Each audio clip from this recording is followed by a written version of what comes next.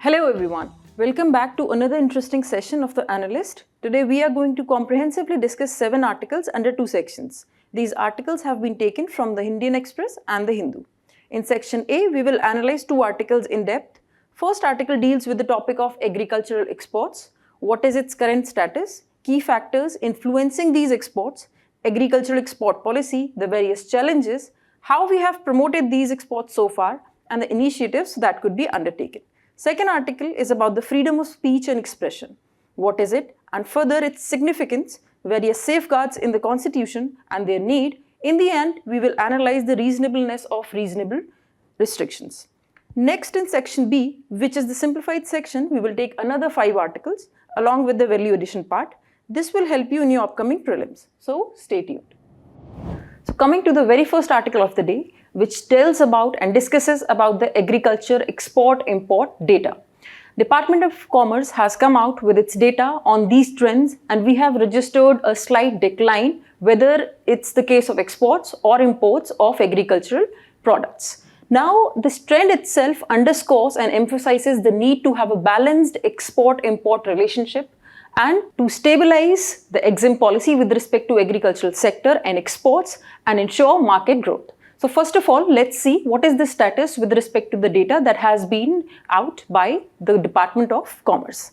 So first of all, let's see when we compare the data from 2012-13 to now 2023 to 24, we see that there has been increase with respect to imports as well as exports. If let's say we compare it from the last year 2022-23 to 23-24, we see that there has been a dip with respect to imports, as well as there has been a slight dip in exports as well. Now, whereas imports decline is somehow on the first instance looks to be positive, but when we're talking about the exports, agriculture exports per se, it doesn't indicate a very flourishing picture. So let's see something and details about the import and export products with reference to agricultural commodities. In exports, as you can see, this stands at around $37,479.83 million, and imports stands at $29,251 million. But now if we have to talk about the top 3 products, then that would be your marine products, basmati rice and non-basmati rice in the export section. And when we are coming and talking about the imports department, there it is, we import largely vegetable oils, that is the edible oils, pulses and fresh fruits. Remember these kinds of data so that it will be helpful for analyzing the further points. So have to have an insight where we are dependent on agriculture imports and where and what products we are exporting to other countries. Now, there are certain key factors which influences the exports and imports in agricultural section. First of all is there are several kinds of export restrictions, and especially crops such as rice, wheat, sugar and onion. You would see if there are sudden and unannounced restrictions, the supply chains will get developed, the dependable and reliable trade markets would not be developed, and long-term trade relations will be difficult to establish. So these have been witnessed in India's market in case of India's exports to other countries. Second is there are different and unstable and non-reliable government policies as well. Sometimes there are low or even zero import duties on certain crops. Example could be pulses and edible oils. Why? Because in case of pulses, though we are the largest producer of pulses, but we are dependent on imports because our consumption is more than the production. Similar is the case with edible oils also. For that, government relies on these policies, but on the negative aspect of it, if let's say some established supply chains are there, some export markets, and if we have been able to develop those countries and those markets, if they do not get these products as and when they require it, they will not be able to develop long-term relations with India. Next is global price movements. Now this is especially reflected in case of Food and Agriculture Organization Food Price Index. What is this index? This indicates basically the prices, global prices of agricultural commodities. When it goes up, it indicates the market recovery with respect to the prices, or even generally the prices go up. If it goes down, let's say below 100, that means the market prices of agriculture commodities have crashed. This happened in the year 2020. That's when our farmers suffered, and the market crashed and the prices went below the production price. And opposite was the case when we witnessed, or in the backdrop of COVID and also the Ukraine-Russia war. What happened is the price index went above 140, which is much more than 100. And at that, the prices were recovering, the agriculture prices were recovering, and it benefited farmers and the exporters especially. But however, imports also became difficult for a country like India, which is equally dependent on imports when it comes to agricultural products, especially edible oil and pulses. So these are the primary major broad factors that affect this sector. Now, if we talk about India's agriculture export policy, so we had one agriculture export policy in 2018, and it had a target of around doubling the exports from $30 billion, US billion dollars, to around $60 billion in 2022. So it had a target of 3 years from 2018 to 2022, and it had the goal of farmers to get benefit of export opportunities, fair prices. So the aspects and the needs of consumers as well as farmers were kept in the sight, and the targets were set. So this policy last that we saw was in 2018, and this is the same policy from where we are proceeding onwards, and still that's why there is a need to bring in a new export policies, keeping in mind the realities and of course the targets that we have not been able to achieve even now. Now let's see some of the challenges. What are the critical and specific challenges when we talk about this agriculture export policy? First of all, we have the very conflicting goals within the agriculture export policy. These are the reasons why we have not been able to achieve the target that we had set in 2018 for 2022. So first is the affordability, which is from the consumer side. Consumer wants these products at a lower prices. That affects reasonable price, and prices generally remain lower. But that's not what the traders, what the farmers or the producers want. They want, if not more profits, but at least fair and reasonable prices for something that they are growing, something they are devoting their time to. It also contributes towards their livelihood and sustainability. Now these two factors, if not kept in balance and not well thought, they would go against each other. And when they are not balanced, of course, it will lead to a challenge in any agriculture export policy. Second point is about fertilizers, various fertilizer subsidies that we give to farmers. That reduces the cost of production for farmer, but however, overall the cost goes up. Also, it leads to wastage. It also do not really promote crop diversification, because only very particular crops for which these policies have been launched will get promotion and not others. Then there are case of loan waivers, there is a case of free pass. So not only it increases the fiscal indiscipline, the balance, exchequer balance, it turns it negative. It also imposes a challenge to agriculture export policy. Then third point is about the policy instability, which means, which you can learn, and this especially is manifested in case of crops such as wheat and onion, where our policy instability shows when we take to sudden price shifts or probably sudden bans on the export of these crops. What happens is it leads to ban on the commercial products or such as wheat and onion. It leads to market volatility, price volatility, market instability, and also the trade imbalance. It leads to trade imbalance because export markets and destinations do not further depend on the very domestic markets from where they have been importing. Then the next point is about sanitary and phytosanitary standards, the quality, the hygiene, how these crops are being produced, whether they are vulnerable and susceptible to pests and diseases. So there are certain of these markets, such as especially European market, is considerate of these standards and the hygiene of these crops. So if these quality are not as up to the mark, these products will suffer when it comes to their exports. Then we have a case of inadequate research and development aspect. We only deploy around 0.5% of agricultural GDP. Remember my words, it's 0.5% of agricultural GDP and not GDP. So even if we are, let's say we are talking about the agriculture GDP out of the entire GDP that India has, even from that only 0.5% goes towards the research and development and innovation aspect of agricultural exports and the training and capacity building of this sector, which is highly inadequate. Then next aspect is competitiveness. Apart from other factors which are of course already common with other 4 factors, here is the case of global price fluctuations or the different exchange rates.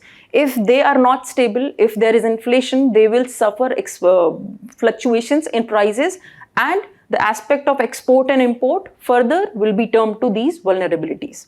So these are the present challenges. Then coming to how we have as a country so far promoted these agri exports in our policy and on ground. So first of all, we have undertaken National Horticulture Mission. The purpose is to promote vegetables and fruits in this market and to come up with organic farming and also work towards precision farming so that they achieve quality, standardization, better certification and eventually better exports. Then we have also undertaken the organization known as APEDA, or Agricultural and Processed Food Products and Export Development Authority. So it's an authority which of course promotes exports of agriculture commodities. It works towards certification, it works towards establishing standardization, it ensures the channel remains facilitative for the farmers, for the producers or for the traders. Then there is a case of market access initiative. In this aspect, we have taken various initiatives, we have signed various agreements with different countries where we have not just diversified our agriculture products, not limiting them to only 2 or 3 products such as wheat or rice, but other products as well, including horticulture crops, but also to different countries and not just restricting to 2 or 3 markets. Then there's a case of Operation Greens.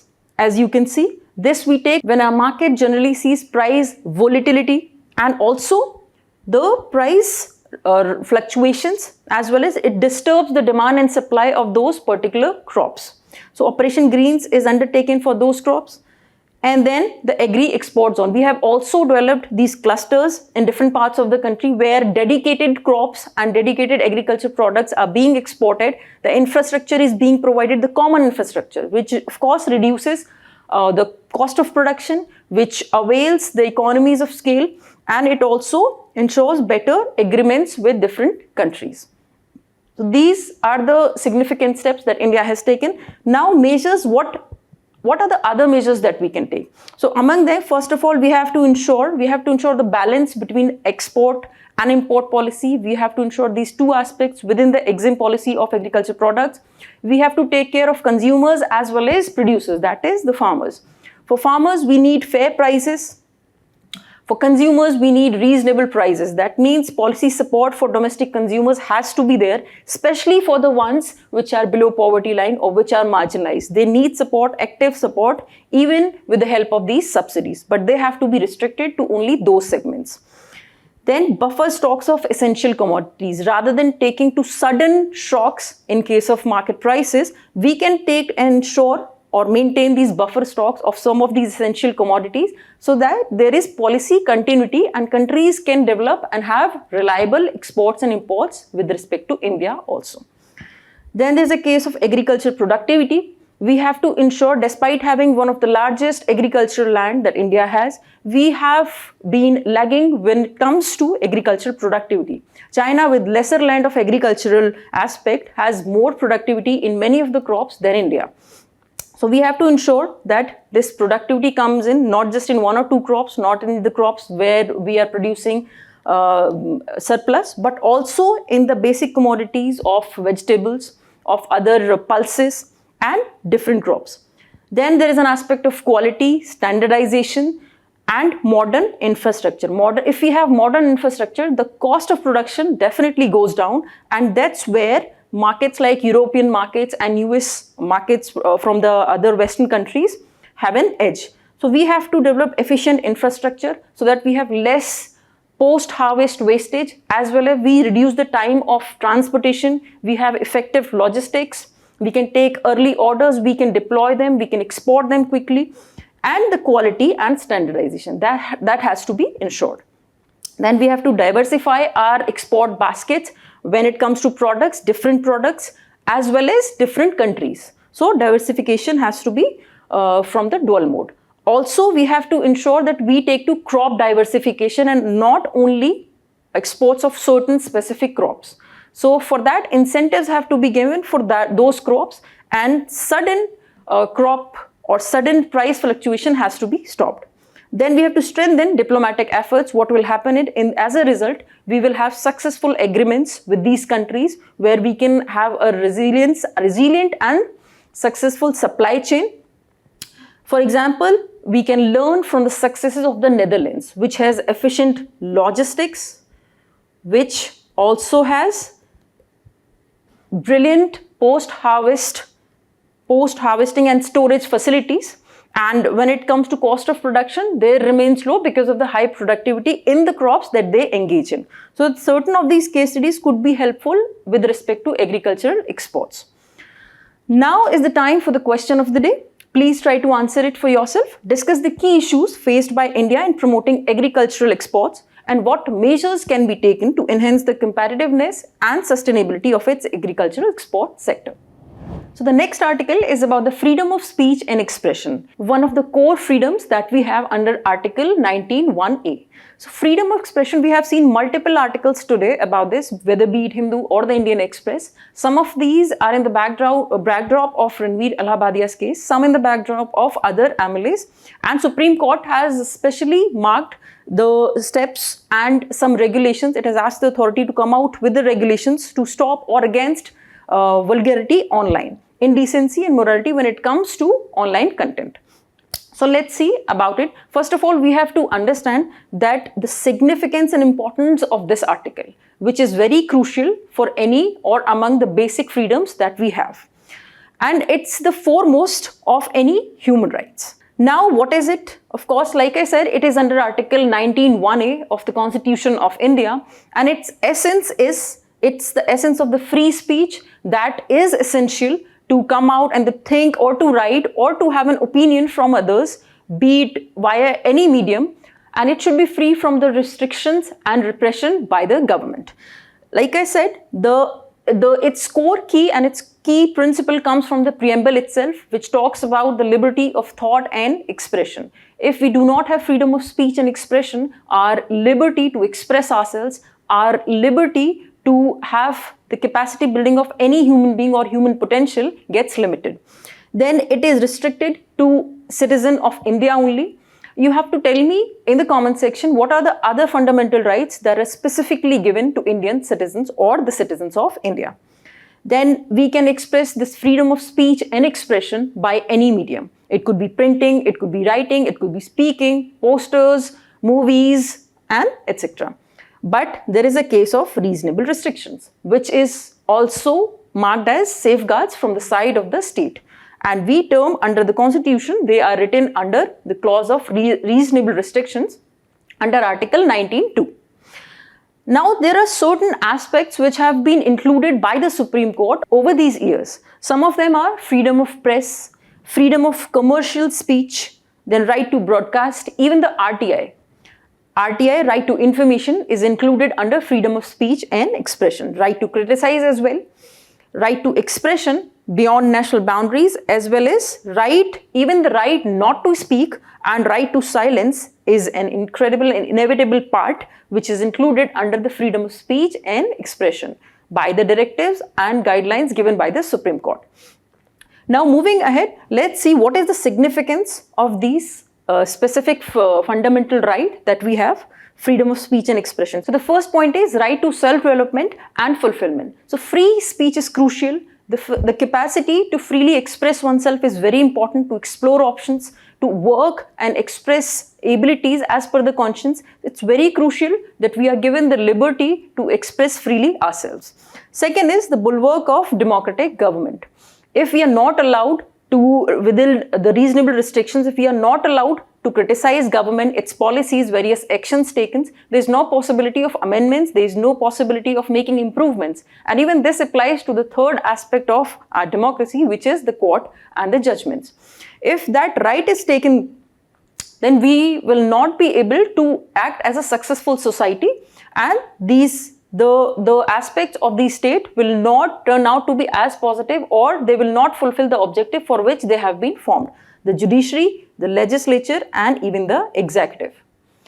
Then development of a society. Society involves an individual as well as the various members of its society, the establishment of camaraderie, the establishment of fraternity between different members of a society. That involves communication, debates, discussions, opinions, arguments, some positives, some negatives, and eventual consensus. That only leads to a development of a healthy society. But for that, we need that freedom to express, clearly express our opinion, that is freedom of speech and expression.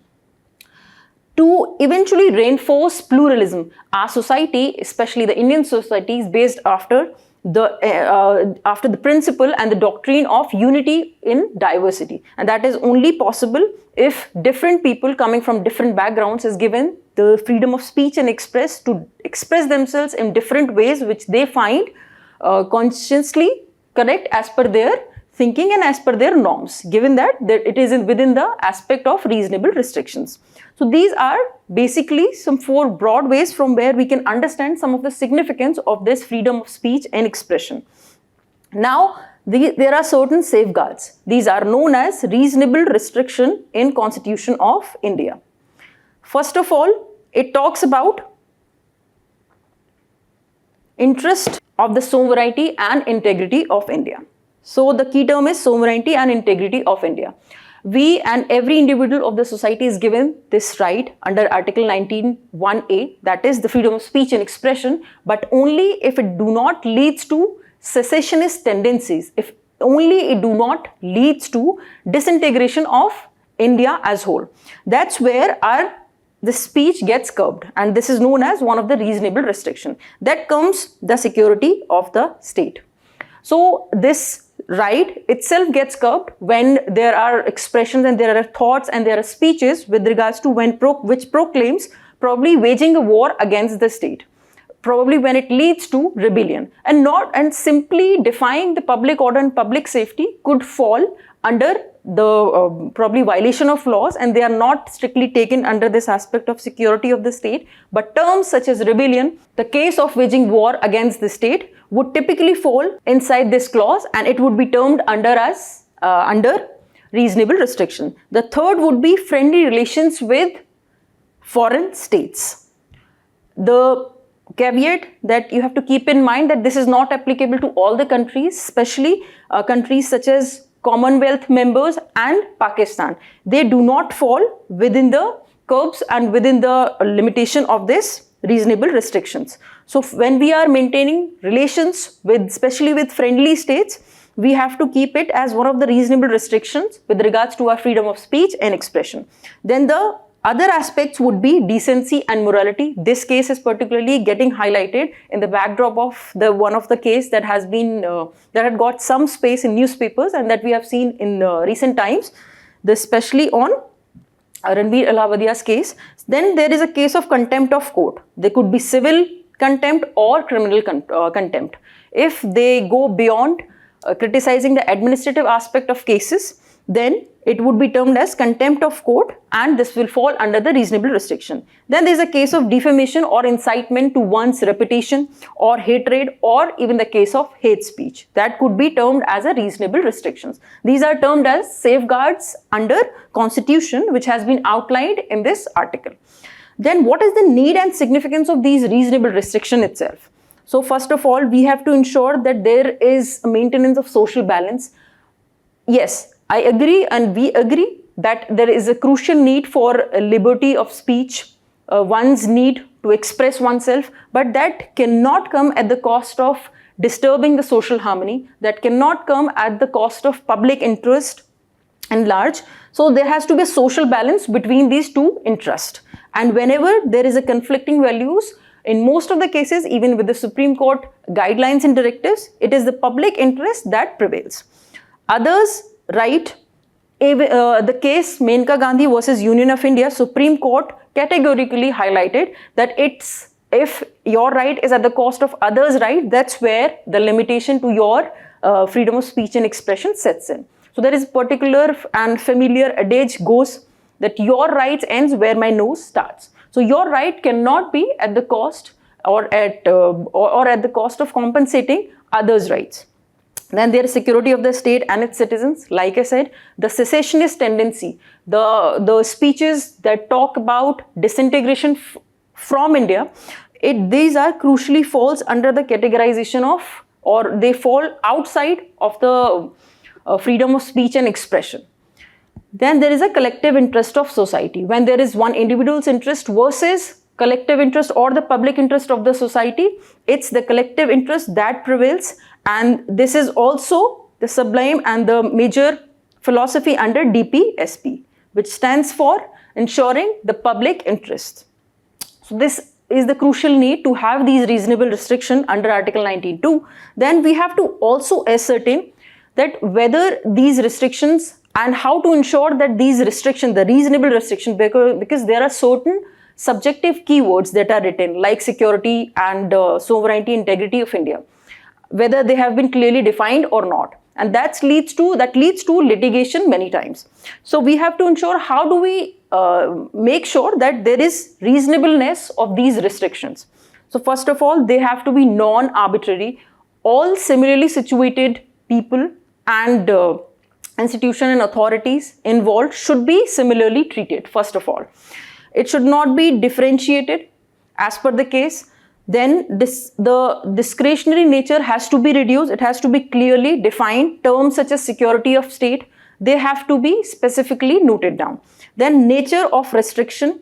Supreme Court has come out in multiple cases and it has talked about the nature of restriction. So the key word is nature. The substantive part is okay. The laws, they come out with a substantive part, but after Supreme Court, Supreme Court's guidelines, we have tried to formulate such procedures where they are also under the guise of being analyzed whether they are reasonable or not. So substantive aspect as well as procedural aspect. Both aspect has to be ensured when we are taking case and when we are analyzing the reasonableness of these reasonable restrictions. Then standpoint from where we are analyzing these restrictions, it's not from the interest of that individual. It's from the interest from the larger public and the general public from which, of course, the general public on which these impacts are going to be imposed. Then if the purpose of ensuring these reasonable restrictions is to enforce DPSP, then also it is justified as per the directions of the Supreme Court.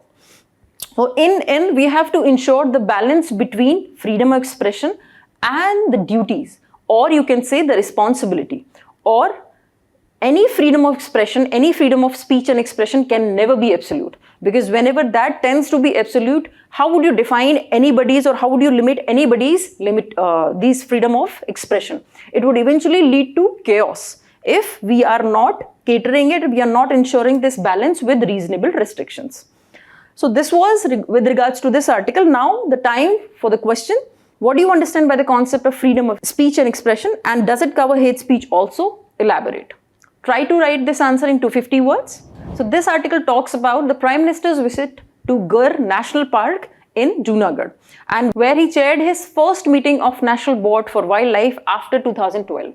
Actually, it's the 7th such meet, but after 2012, since a gap of these years, all of these years, it's the first meet, where he talked about various initiatives and the forward procedure going to take place when it comes to various environmental steps that we are going to take on India's scale.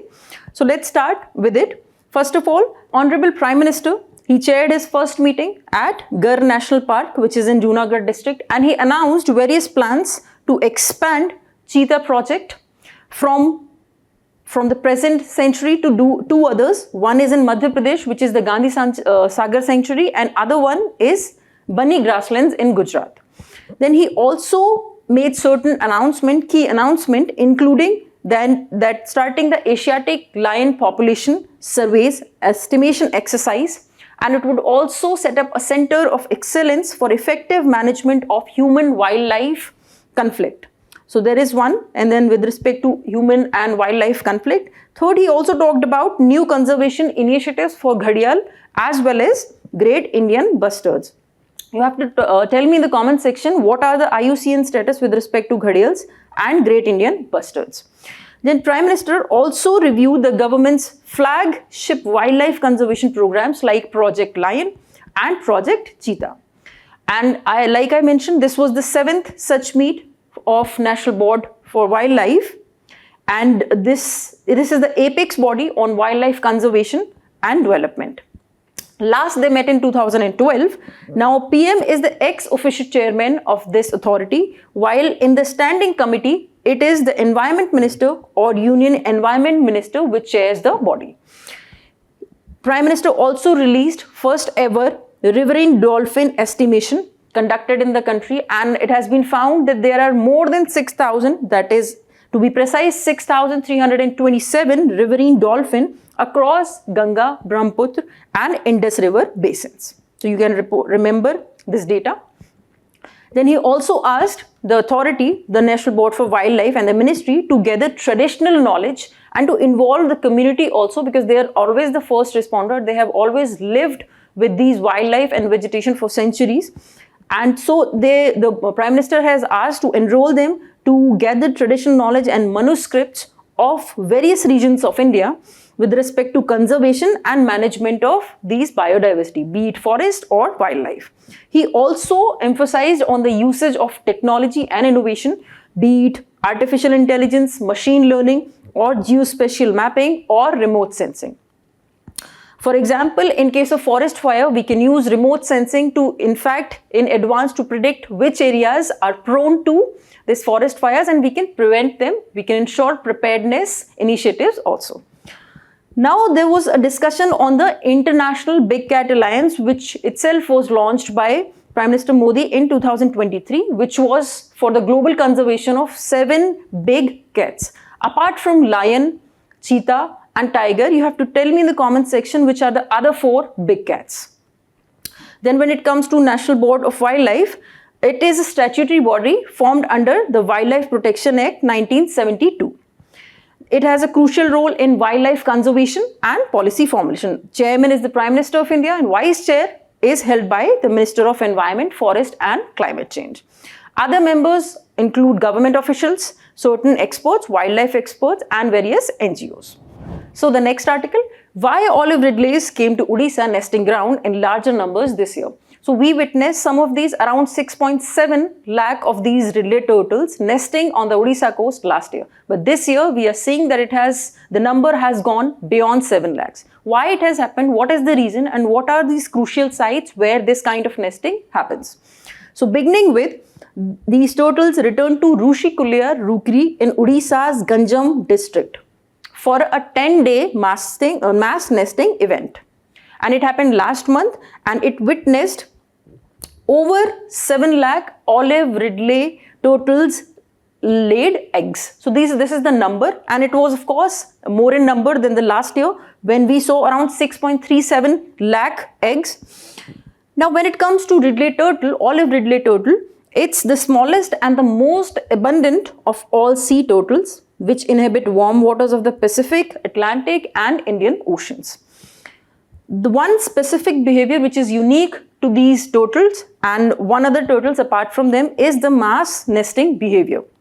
What is it? It is also known as arribada, which is Spanish for arrival, and that indicates when thousands of these females swarm at the same beach, not a different beach, but at the same beach, and the purpose is to lay eggs. That's what happens at the Odisha's coast. Now, this nesting behavior is typical of one genus, which is Lepidosceles, and which has 2 of these species, which is Kemp's ridley and another is, of course, the olive ridley sea turtle. So, if they ask in your prelims that olive ridley turtle is the only species to witness or to demonstrate this mass nesting behavior, then no. Of course, it is unique, but there is another species which also demonstrate this kind of behavior. In Odisha, the biggest nesting happens across the world, the biggest nesting happens in Odisha.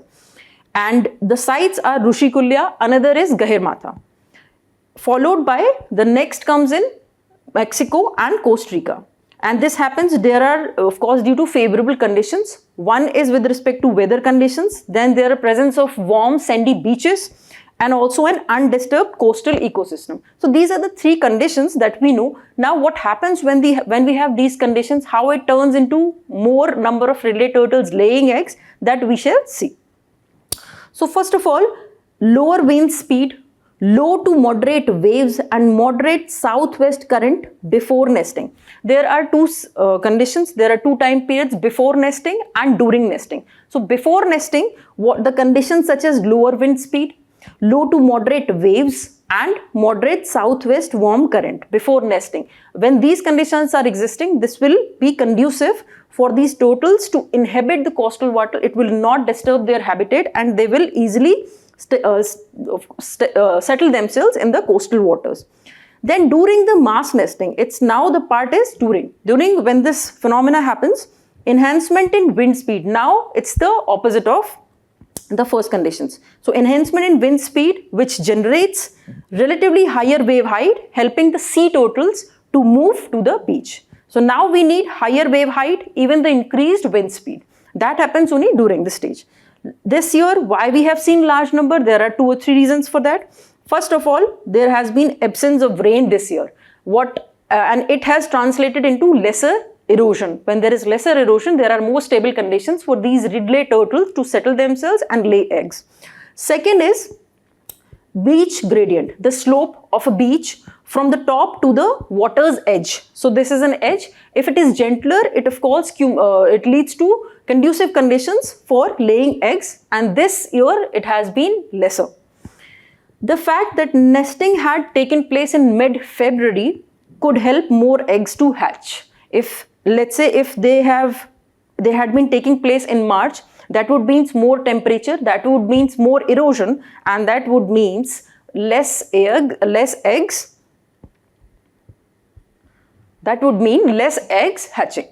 So this is the discussion that takes place. Remember these two sites. One is Gahirmata in Odisha, which is in the northern side, and then a little bit southern side, another is Rishikulya. These are the two primary sites which are known for olive Ridley turtles. Now few details about olive Ridley turtle. Let's say if they ask you in prelims, what is the IUCN status? You can say and you can write that it is the vulnerable. However, if they point out and let's say the sites, if they ask the sites conservation status, it is in Appendix 1, which ensures that there are strict trade restrictions when it comes to export of this species. Under Wildlife Protection Act, it is given the highest protection and it falls under the Schedule 1. So you can remember vulnerable, Appendix 1 and Schedule 1.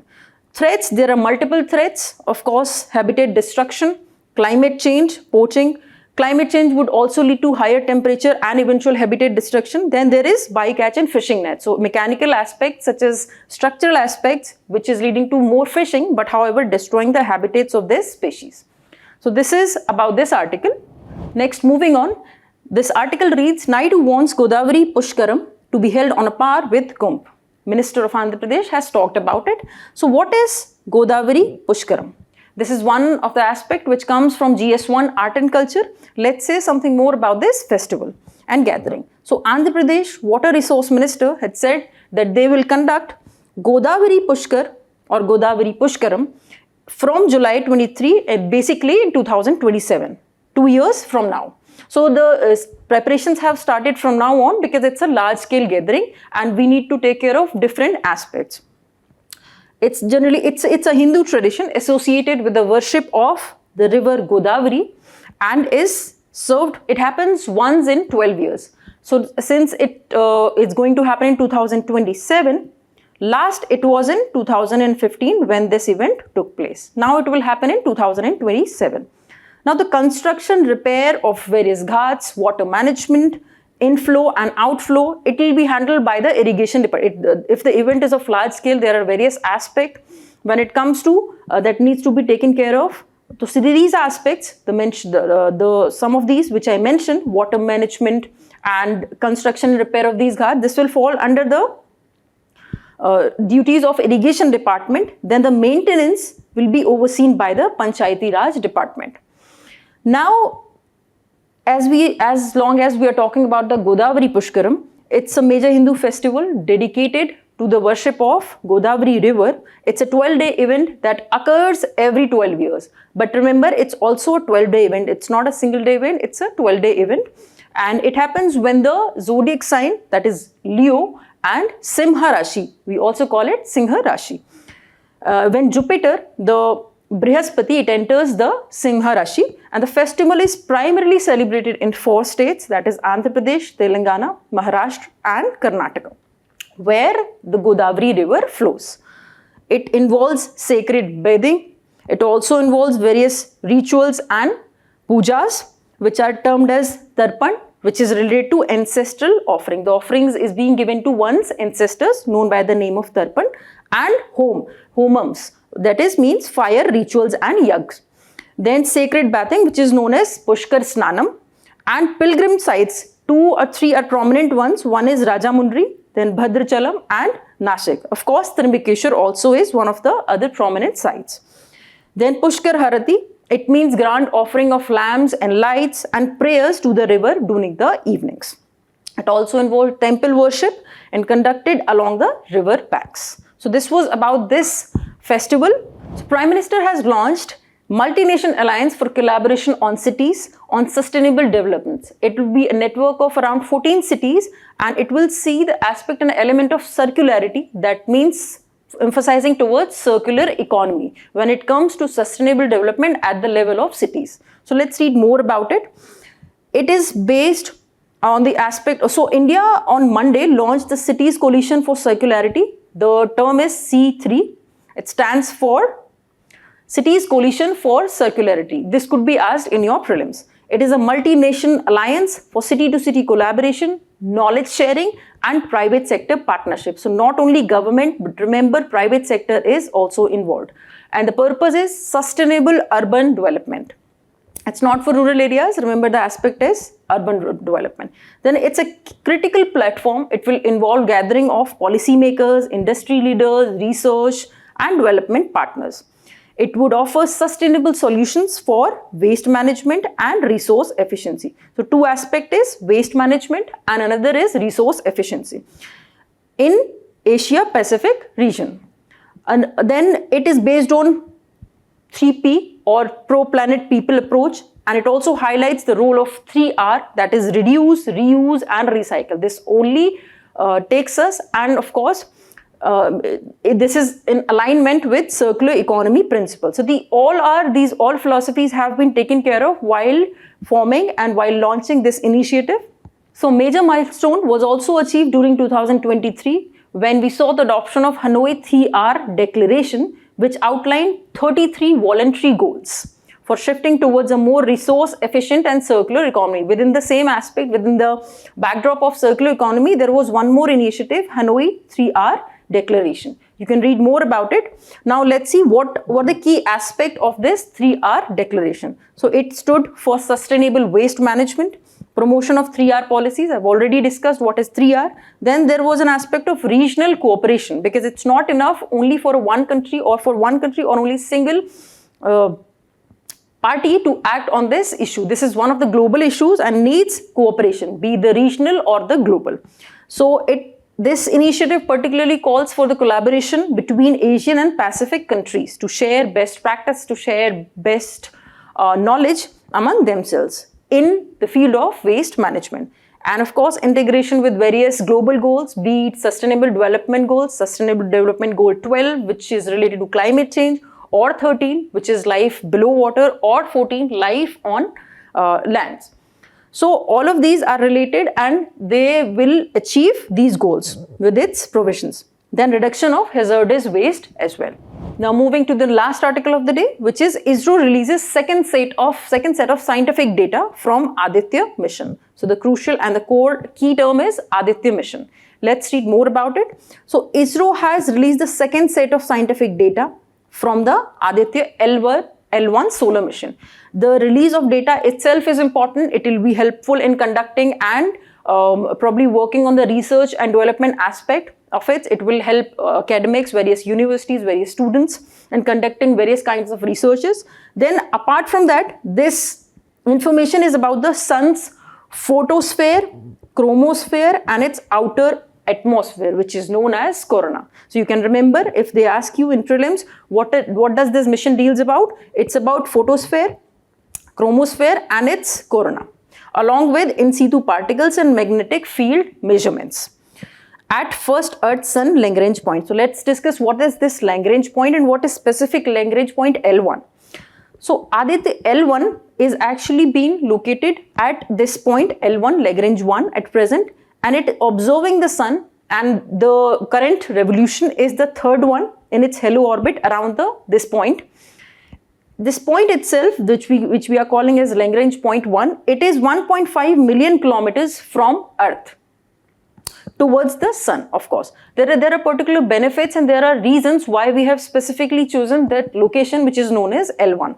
In fact, it's not just L1, there are 5 such points that we find, and all these points have been selected for a particular reasons, because these are the points where the gravitational force and the pull of any large bodies, large celestial bodies, are almost equal, and this gives us various benefits. What are those benefits? First of all, by location wise, we know that this is around 1.5 million kilometers from Earth, and at this location we have uninterrupted view of the sun. We can have clear insight, clear images to study it without any eclipses or occultations. Now we can track solar storms heading towards Earth from the sun. Why that is happening? And also because this is in relatively, when we compare it with other points which are generally not stable or either at a much larger distance. Then of course the point being, if there is less gravitational force, there will be less pull and push, and it will need little or maybe lesser fuel to deploy those observatories or the spaceships that we have, or to employ the satellites that we have.